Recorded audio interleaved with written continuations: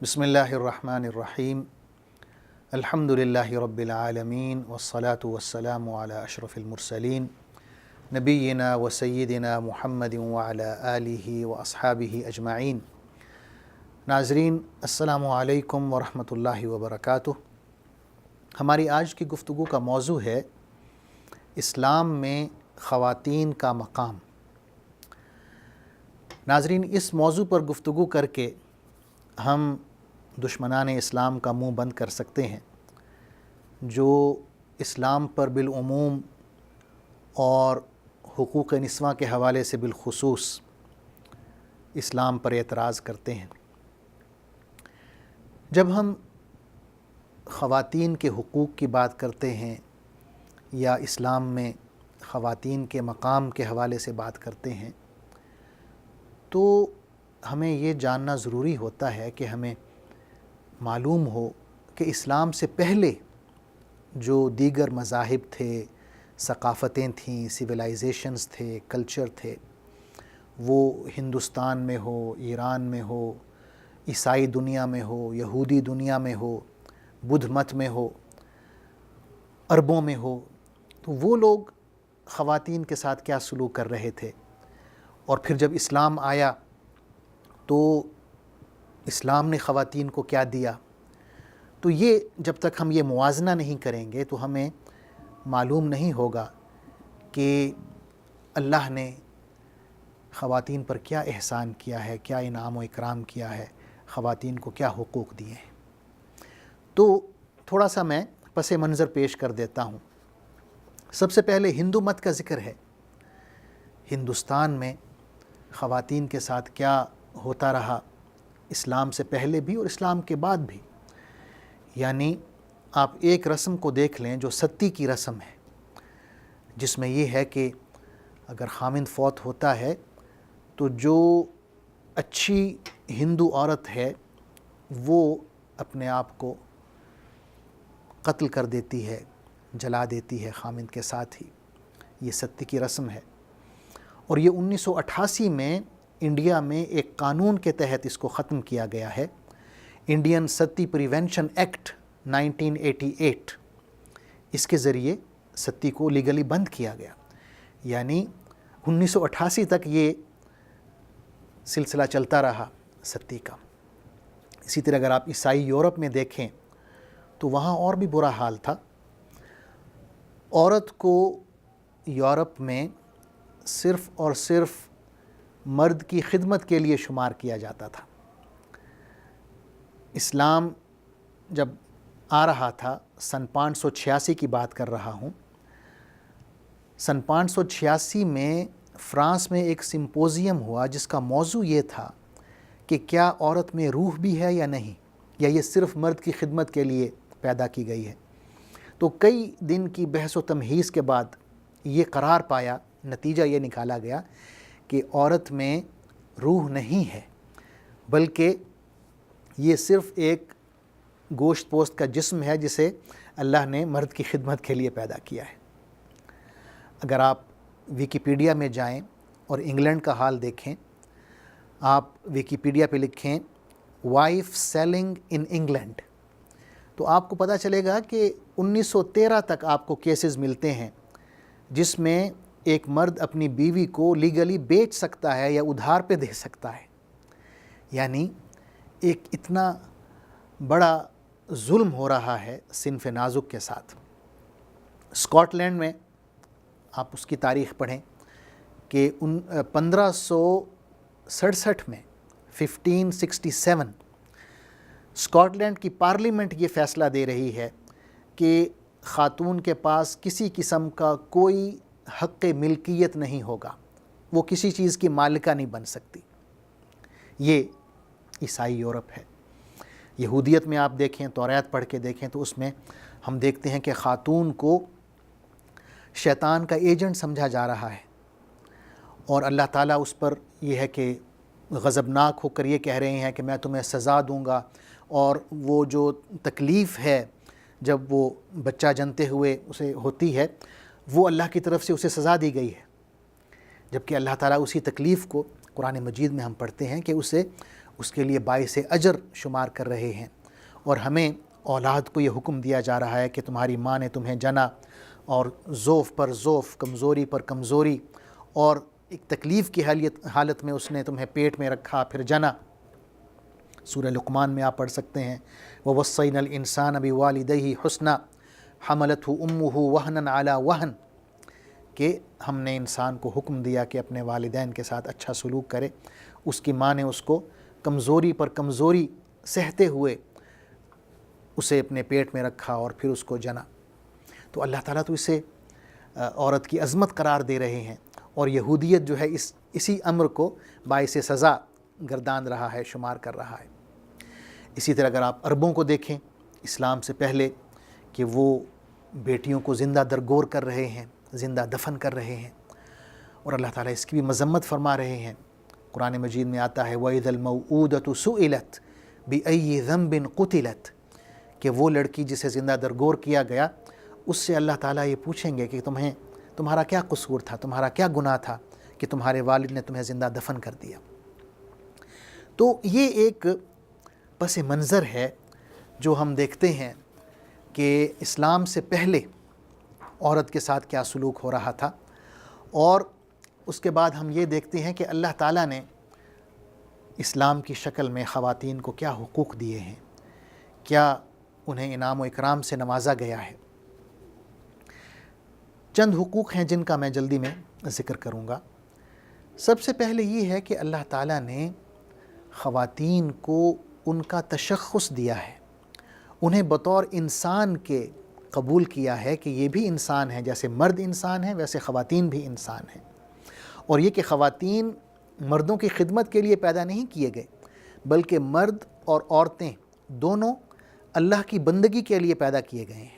وَمَا خَلَقْتُ الْجِنَّ وَالْإِنسَ إِلَّا لِيَعْبُدُونَ، اللہ تعالیٰ فرماتے ہیں کہ میں نے انسانوں کو، اور اس میں عورتیں اور مرد دونوں شامل ہیں، انسانوں کو اور جنوں کو اپنی بندگی کے لیے پیدا کیا ہے۔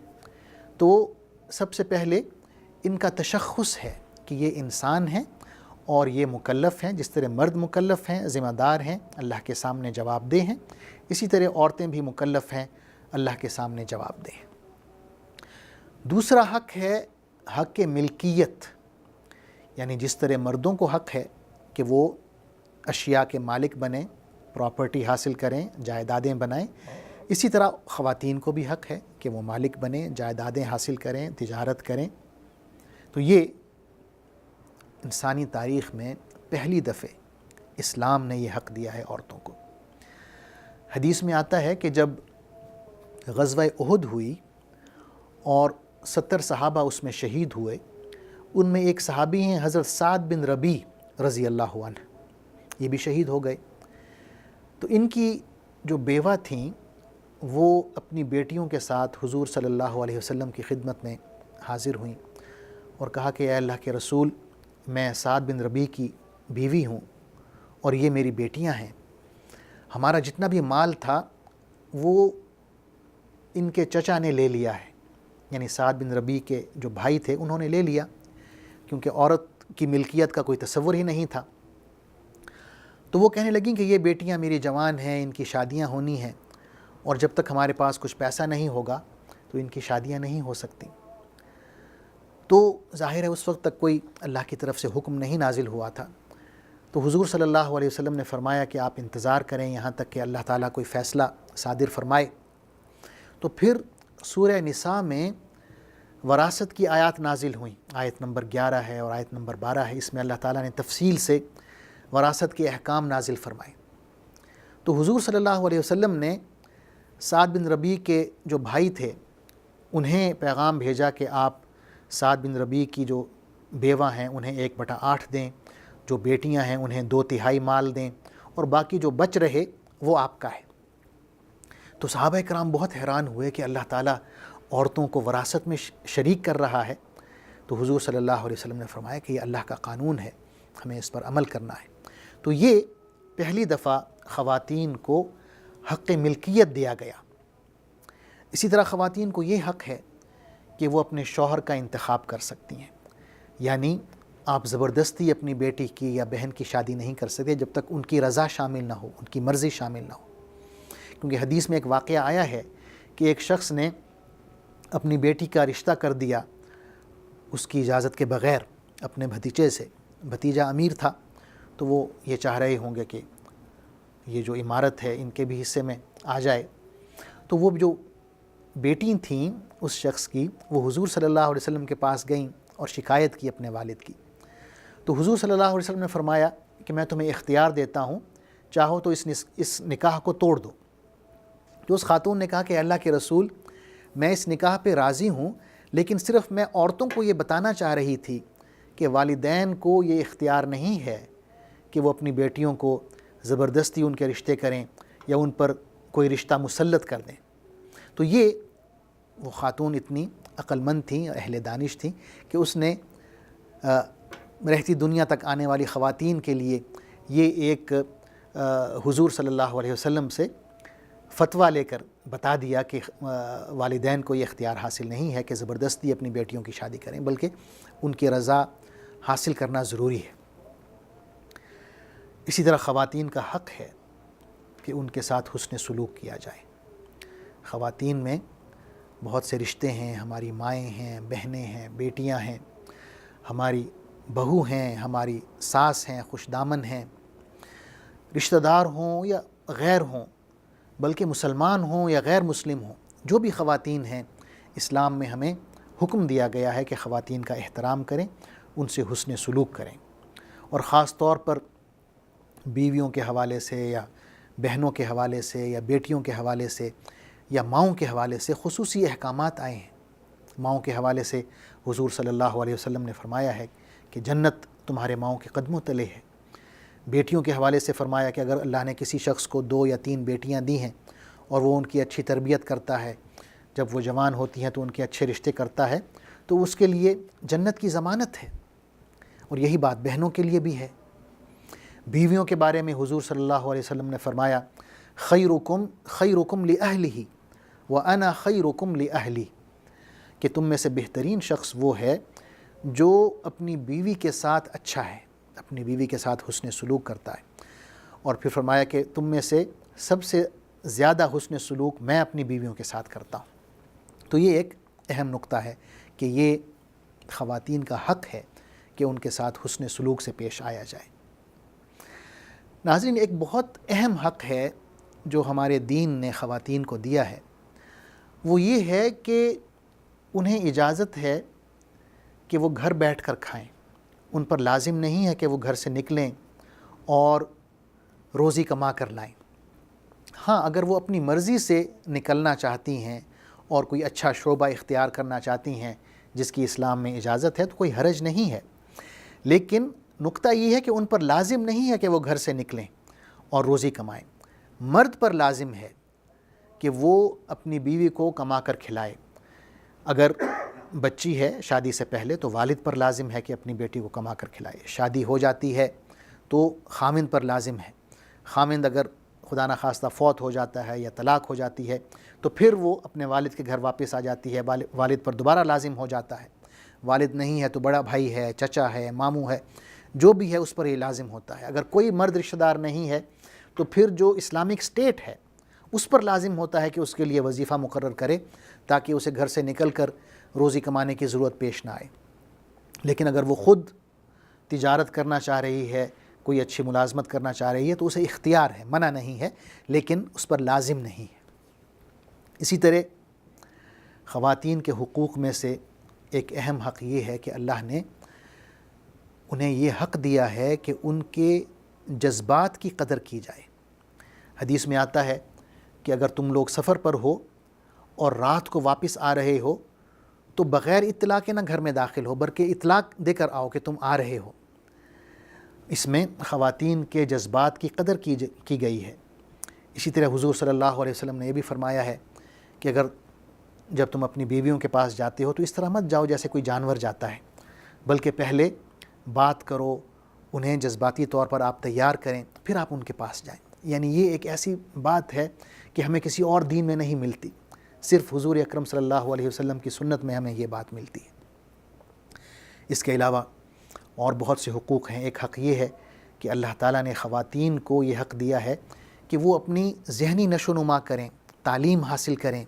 تعلیم کا انہیں حق دیا گیا ہے، شادی سے پہلے بھی، شادی کے بعد بھی اگر وہ چاہیں تو اپنی تعلیم کو جاری رکھ سکتے ہیں، اگر خاوند کے جو حقوق ہیں اس کی بجاوری میں کوئی بندش نہیں ہوتی، کوئی خلل پیدا نہیں ہوتا، کیونکہ حضور صلی اللہ علیہ وسلم کا جو فرمان ہے طلب العلم فریضۃ علی کل مسلم، کہ ہر مسلمان مرد عورت پر علم حاصل کرنا فرض ہے، تو اس میں کوئی زمانے کی تخصیص نہیں کی گئی کہ شادی سے پہلے فرض ہے تو شادی کے بعد وہ فرض جو ہے وہ ختم ہو جاتا ہے، بلکہ یہ ساری زندگی فرض رہتا ہے۔